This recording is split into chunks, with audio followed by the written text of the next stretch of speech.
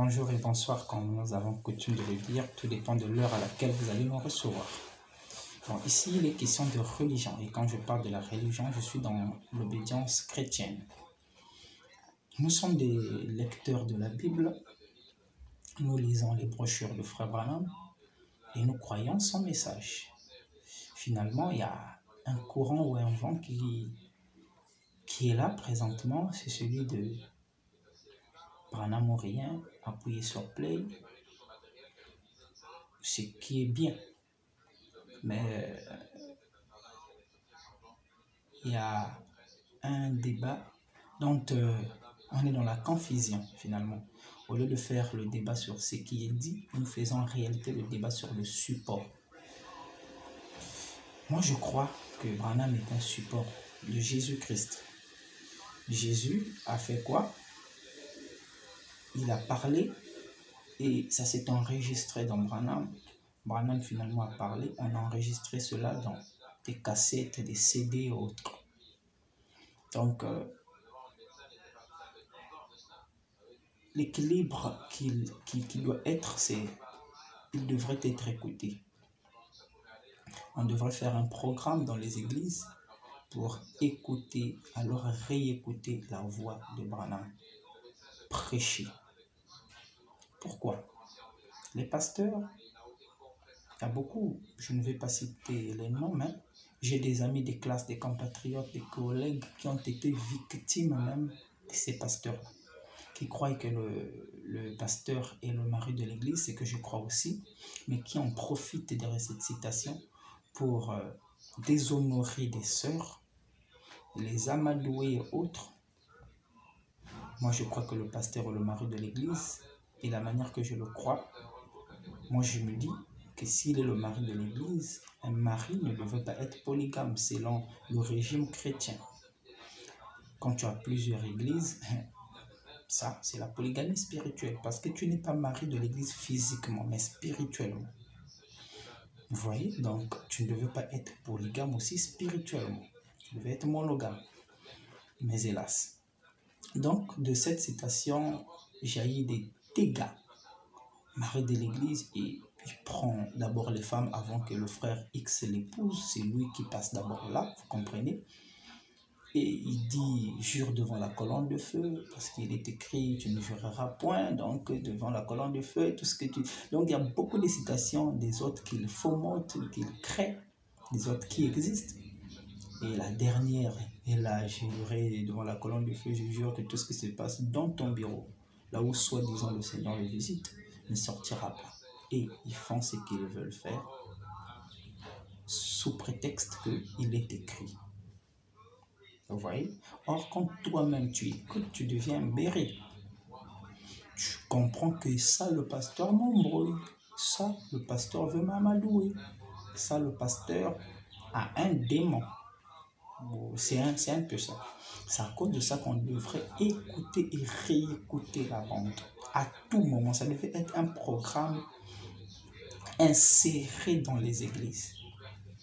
Inséré. Pas les mardis, ça en fera trop. Quelqu'un va se dire, bon, je dois me libérer à ton boulot mercredi, mardi, mercredi, alors encore vendredi, dimanche. Pour quelqu'un qui travaille de manière acharnée, César ne laisse pas le temps. D'où ça en fait trop. On peut casser un mercredi. On dit dimanche, le pasteur est à la chaire. Mercredi, on écoute la bande. Vendredi, le pasteur revient à la chaire.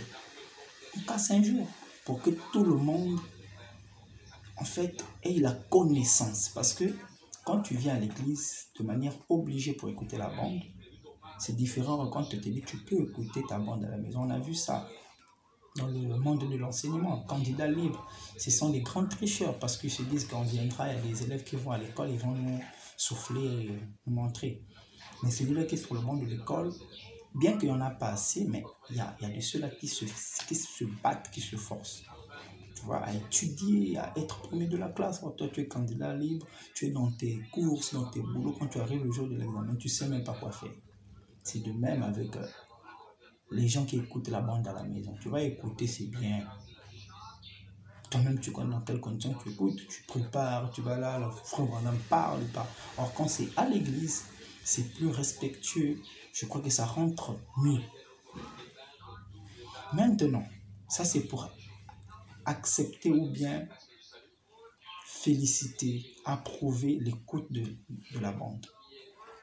Moi, je crois aussi, on ne peut pas ôter le pasteur de haut de la chair, car il est écrit, celui-là qui ôte un prédicateur, qui empêche un prédicateur de prêcher, le fait rétrograder. Ça te ferait pas mal que tu sois la cause pour laquelle une personne a rétrogradé. Vous voyez, donc ôter un prédicateur du haut de la chair, c'est pas aussi bien. Ils doivent prêcher, mais le programme d'écoute de bande devait être inséré. Ça, c'est ce qui est primordial. Et on va à ce fait ou cet aspect d'écouter rien que la bande. Le culte, pour qu'il soit complet, le culte est une adoration, c'est une célébration. Il faut apporter ses dîmes, ses offrandes et tout ce qui va avec sa présence et ses prières. L'ouvrier ne gagne que ce qu'il a. L'ouvrier doit recevoir son salaire. Et moi, je crois qu'un prédicateur est un ouvrier pour Christ. Branham l'était, ou l'était dans sa chair, quoi qu'il soit éternellement vivant, dans son esprit. Il était l'ouvrier du Seigneur. Donc la dîme et l'offrande, c'est Branham qui nous prêche. Finalement, c'est à lui qu'on donnera notre dîme et notre offrande. Ça m'étonnerait qu'on donne la dîme et l'offrande à un mort. Ça serait une adoration des morts.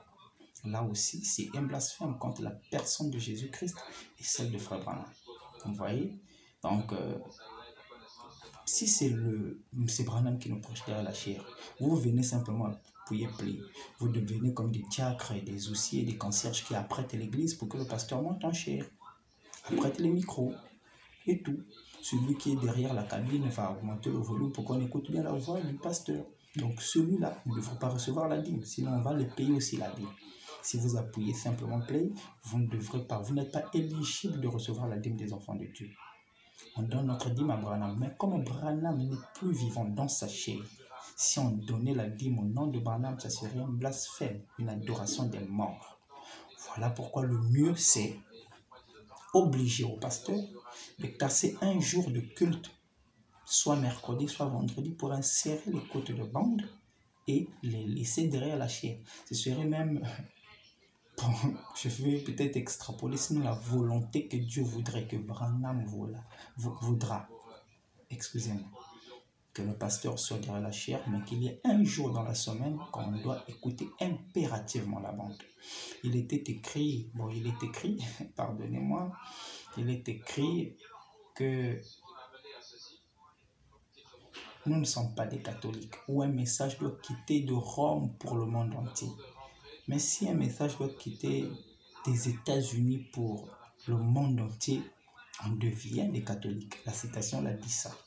On n'est pas des catholiques, on a des rites et des manières. Non, nous ici, on est chaud. Vous voyez, on est fougueux. Quand ça vient, ça bouillonne. Et ce n'est pas un message qu'on vous a édicté, c'est un message que tu étais inspiré pour croiser le peuple de Dieu. Quel message vais-je prêcher à mon église? Quel message? Mais si ça te vient des États-Unis, ce n'est pas toi qui as réfléchi. Ça aussi, ça empiète la manière que nous croyons dans le message.